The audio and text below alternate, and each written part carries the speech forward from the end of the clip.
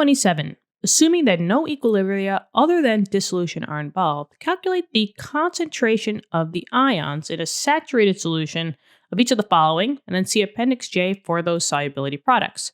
So here we have MnOH2. We have to find out what the concentration is of these individual ions when this compound is in a saturated solution. That just means that there's no other common ions that are affecting the solubility.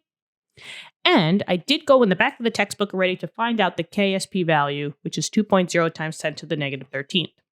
Now, whenever we have a KSP, a solubility product, we know that these initial compounds are solids that are going to be dissolved, dissolution, into its ions. So I have to write that balanced equation. So we have MnOH2, right? And that's a solid. Double arrow because we're dealing with equilibrium, K values. And now I noticed that we have an OH, that's hydroxide, right? Very, very common polyatomic, and that always stays together. So the break between the ions has to be between the Mn and the OH. So we have Mn plus OH. Now we need to know what the charges in the upper right-hand corner are. There's a couple of ways to do this. The easiest way for the OH is to just memorize it, right? OH is always going to be a -1 charge. The other way that you can do it is use your subscripts, right? There was one Mn, and maybe I'll do that in blue. There was one Mn and 2 hydroxides, or OHs. So this 1 crisscrosses up, telling me that the OH is a -1, which is what it is. And then this 2 crisscrosses up, telling me that the Mn was a +2. And that is the charge that I have to put for the Mn. Now let's just balance. I notice that I have 2 OHs, so I have to put a 2 in front of the OH. Everything else is balanced here. I have charges, so they're going to be in aqueous, and we're good with this. Now we're just going to use this equation to get the general KSP equation for this reaction, right? KSP always just equals the concentration of the products raised to the coefficients, because no solids are allowed. So no reactants would be allowed here. So KSP would equal the concentration of the Mn, 2+, times by the OH minus. And these are multiplied. And just keep in mind, you got to raise it to those coefficients. There was no coefficient in front of the Mn. That means that it was just 1. But there was a 2 in front of the OH. So whatever that OH concentration is, I have to raise it to the second. You could raise this to the first, but that's just the same as not writing it. KSP, let's now just start plugging in what we know. This is the number that we found in the back, 2.0 times 10 to the negative 13th. But I don't know the numbers for the manganese or the hydroxide. So that's what I'm going to start using ratios. I go back to the balanced equation and I say, okay, I don't know what Mn2+ is, so I'm just going to label this as X. But then you just drag down the number that you have for the coefficient because it's just a ratio. So technically this would be 1 times X, but 1 times X is just X. And you do the same for the hydroxide. I don't know what it is, but now I'm going to say that it's 2X. It's a 1-to-2 ratio. So you should have twice as much hydroxide than you do manganese. And then the Mn would be X and the OH would be 2X. And now let's plug in our numbers.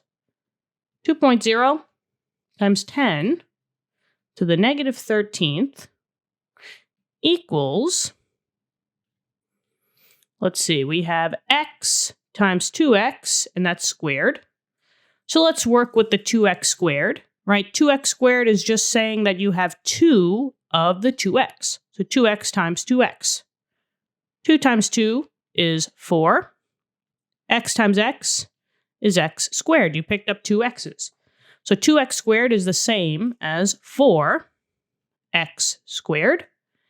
And now I'm picking up another X. So I have a total of 3. X times X squared, you add the exponents. So it'd be X cubed. 1 plus 2 is 3.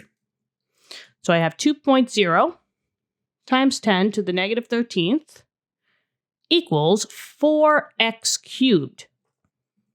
Okay, now we have to divide by 4 because we want to get x by itself.